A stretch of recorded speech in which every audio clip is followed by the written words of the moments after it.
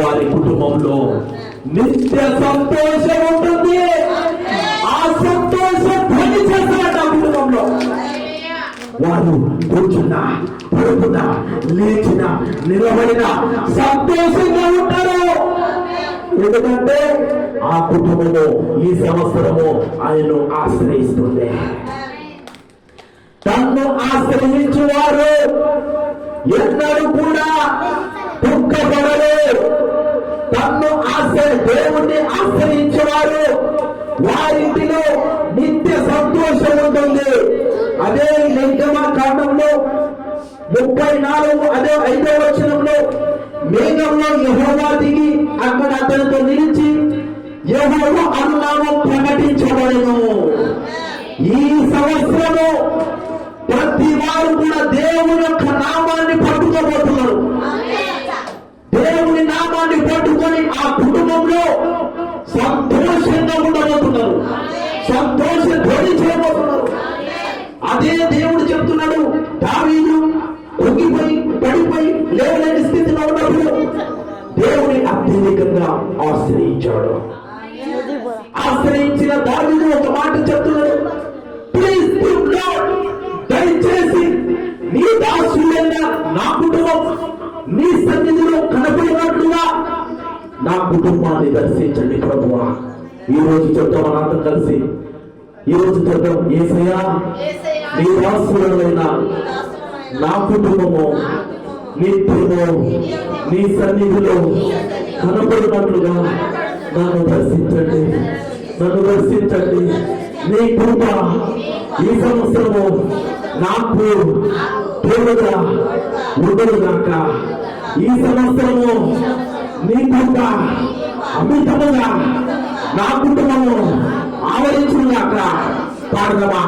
కూర్చుండుట లేచి ఉండుట బాగుగా ఎరిగి ఉన్నావు రాజా, బాగుగా ఎరిగి ఉన్నావు. నన్ను చూచువాడా, నిత్యం కాచువాడా, పరిశోధించి తెలుసుకున్నాను. చుట్టూ నన్ను ఆదరించాను. తెలుసలు 5:11 ఒకసారి దీన్ని పాస్టర్ ప్రియులారా, దేవుడు ఏదో చాలా అద్భుతంగా మాట్లాడుతున్నాడు. నిన్ను ఆశ్రయించు వారందరూ సంతోషించని చెప్పండి, చెప్పండి బిగ్గరగా. నిన్ను ఆశ్రయించు వారందరూ సంతోషించరు.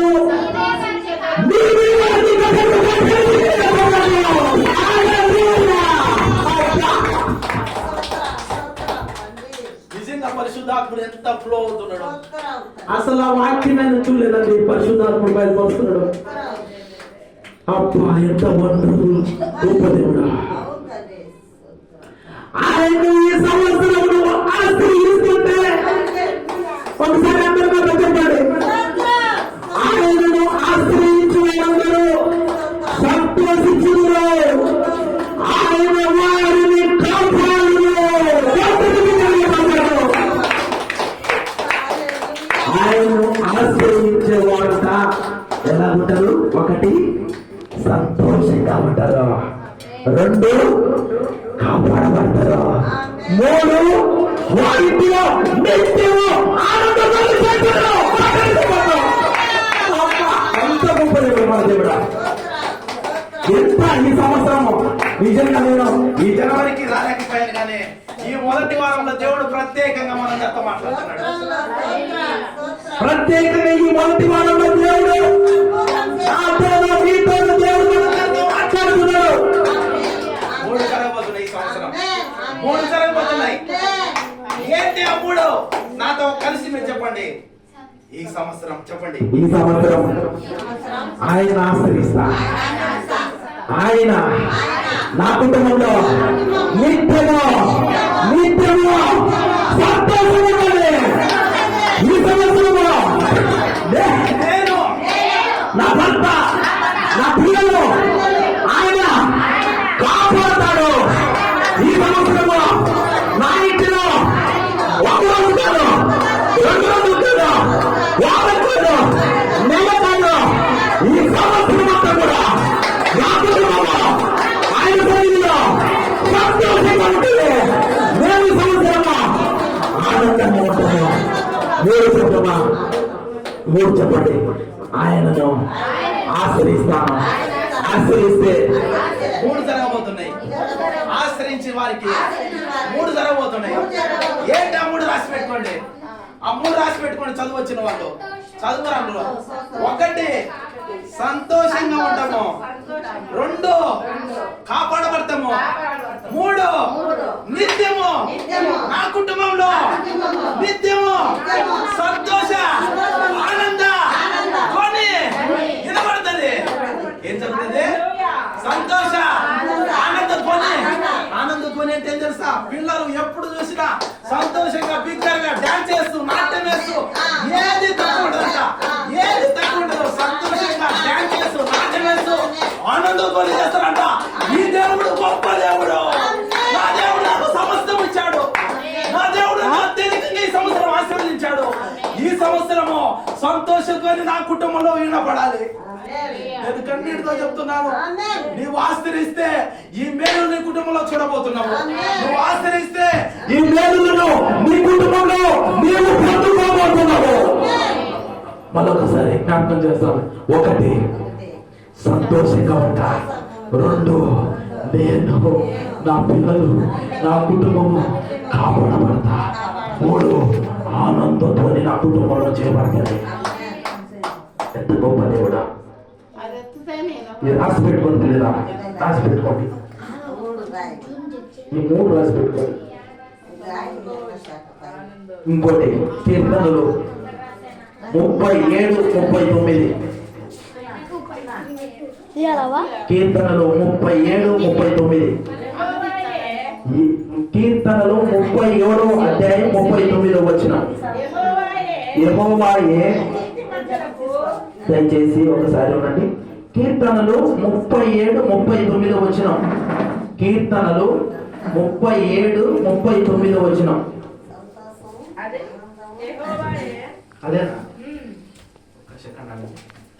బాధ కలుగునప్పుడు ఆయన వారికి ఆశ్రయ దుర్గము. యెహోవా వారికి సహాయుడై వారిని రక్షించును. వారు యెహోవా శరణుదొచ్చి ఉన్నారు. అదేనా? చదువు.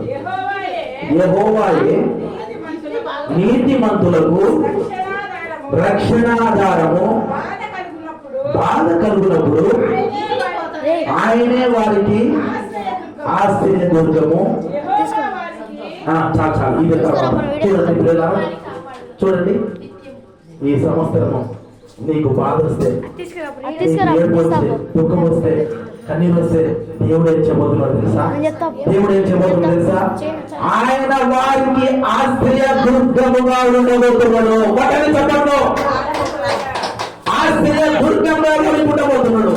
యెహోవా వారికి సహాయకుడుగా ఉండి వారిని రక్షిస్తాడంట. ఎవరిని రక్షిస్తాడు దేవుడు? అందరినీ ఆశ్రయించే వారిని. ఎవరు చెప్పండి? ఆశ్రయించే వారిని ఏం చేస్తాడంట? ఆయన సహాయకుడుగా ఉంటాడంట, రక్షిస్తాడు. ఆయన శరణుదొచ్చి ఉన్నారు కనుక వారికి నిత్యము కాపుదల ఉంటది. ఈ సంవత్సరము అందరూ అలాగే కళ్ళు మూసుకోండి. సమయం 11:40 వచ్చింది. కళ్ళు మూసుకోండి. దేవుడు మాట్లాడు. దేవుడు